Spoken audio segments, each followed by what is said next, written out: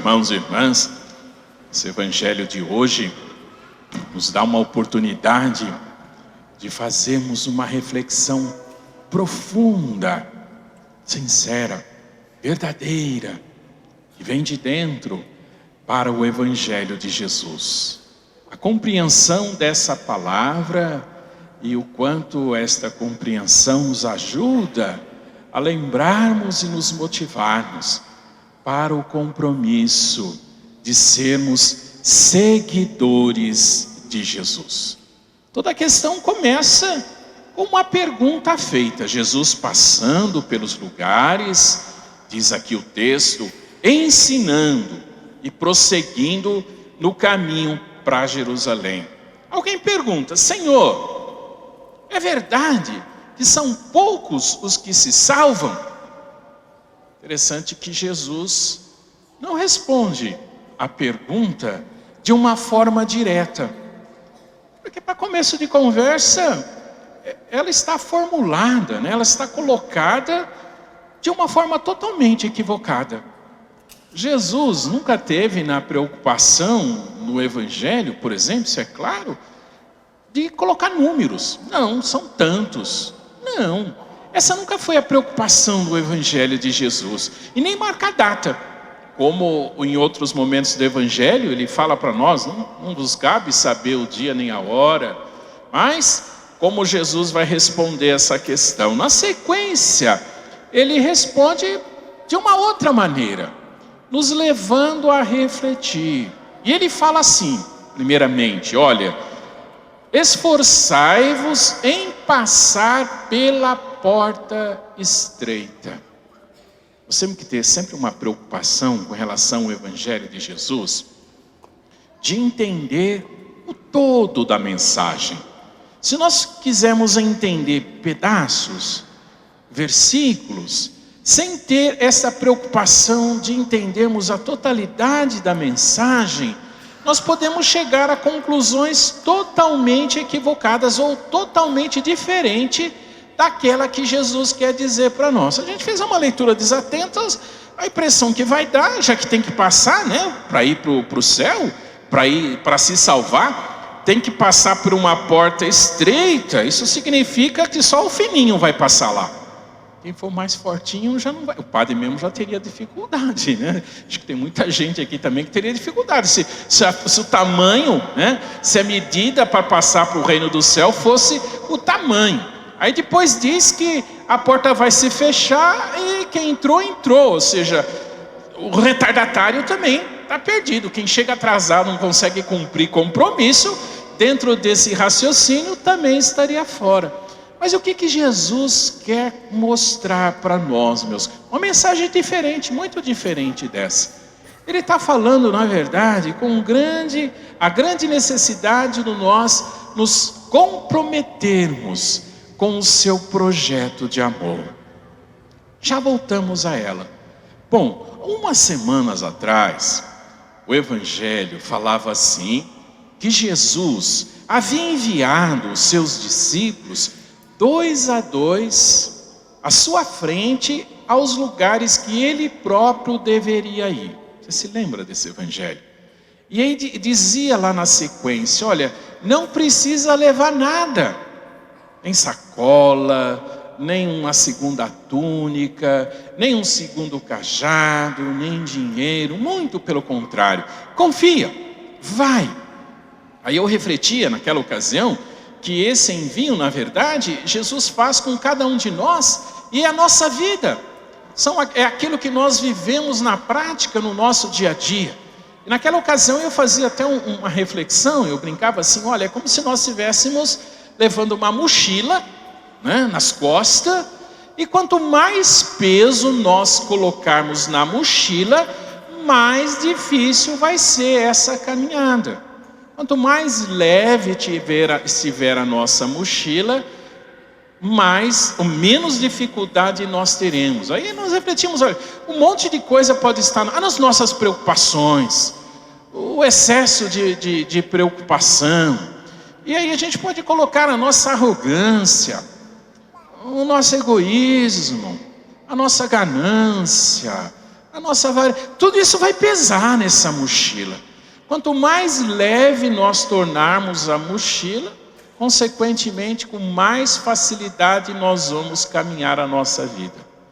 Completando essa mensagem hoje, além de mais leve, ou seja, além de com menos dificuldades nós teríamos para viver a nossa vida, se for dentro dessa perspectiva, no final vai ser a condição necessária para passarmos na porta estreita.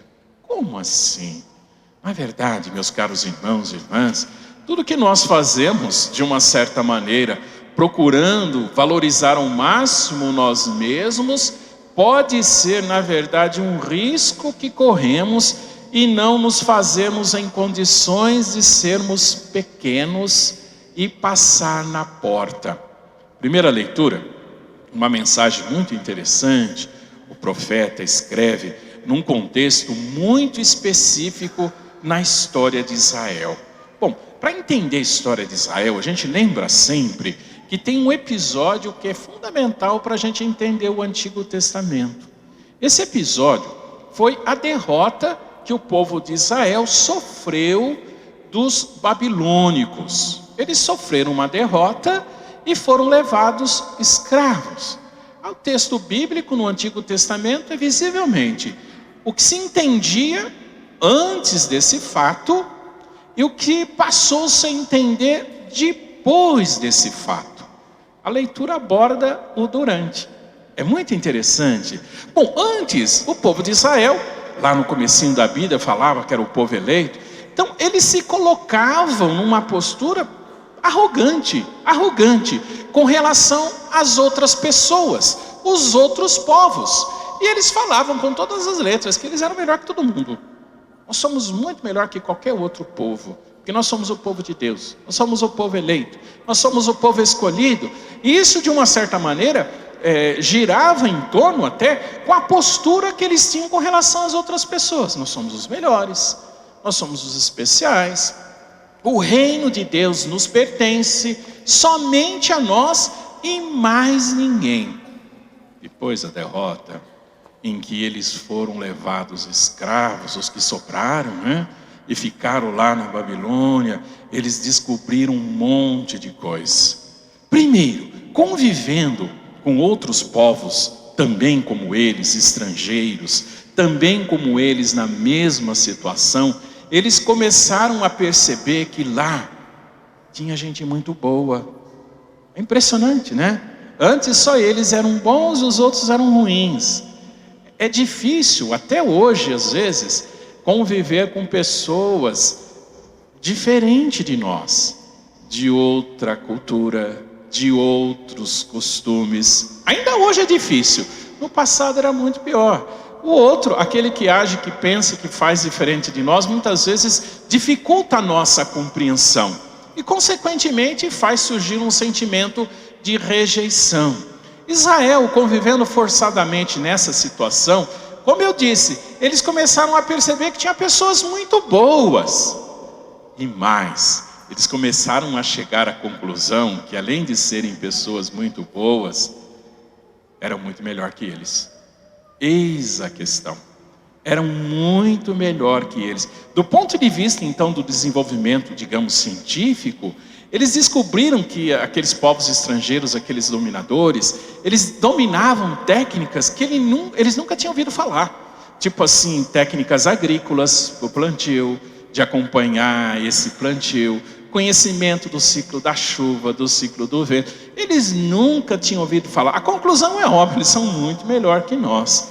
Quando eles foram libertados e voltaram, aí que está o contexto dessa leitura, eles voltam com uma outra postura. É por isso que o texto começa a nascer no texto bíblico essa concepção. Não, Deus é o Deus de todos. Deus é o Deus para todos. Não é só para o povo de Israel, mas para todas as pessoas que conseguem trilhar o caminho de Deus. São para essas a palavra começa justamente nos dizendo que Deus vai reunir todos os povos, chamar todas as nações, todas as línguas, todos os povos para participar dessa messe, para participar da verdade do reino de Deus. E é desse reino que fala Jesus. É interessante, o grande alerta para nós, voltando no Evangelho, o grande alerta para nós, na segunda parte do Evangelho, é justamente esse. Bom, tem que se fazer pequeno. Quanto mais arrogante, quanto mais prepotente, quanto mais ganancioso, quanto mais egoísta, quanto mais avarento, nós não passaremos nessa porta estreita. E aí a porta se fecha. O que quer dizer isso?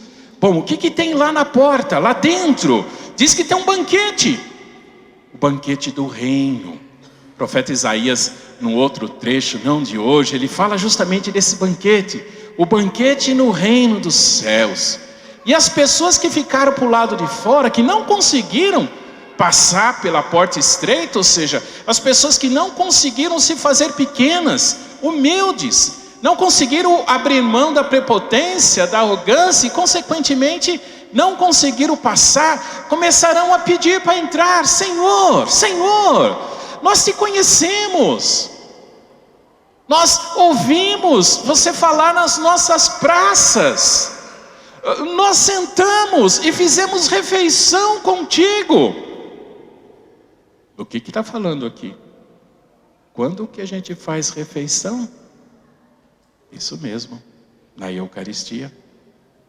Aquelas pessoas conhecem Jesus, conhecem a palavra, conhecem o Evangelho. Senhor, nós te escutamos, nós sabemos o que tu ensinas, nós conhecemos os seus ensinamentos, nós sentamos no banquete eucarístico, você está nos deixando de fora. Não passaram, não passaram. Não basta conhecer, precisa de muito mais.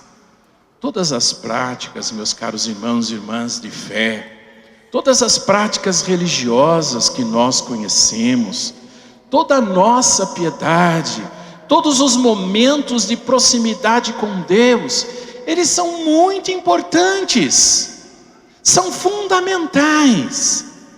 Mas eles são importantes, são fundamentais como um caminho para levar até Deus. Tem que, a partir da nossa fé, da prática da nossa fé, da prática de nossa piedade, nos tornar em condições de passar pela porta estreita.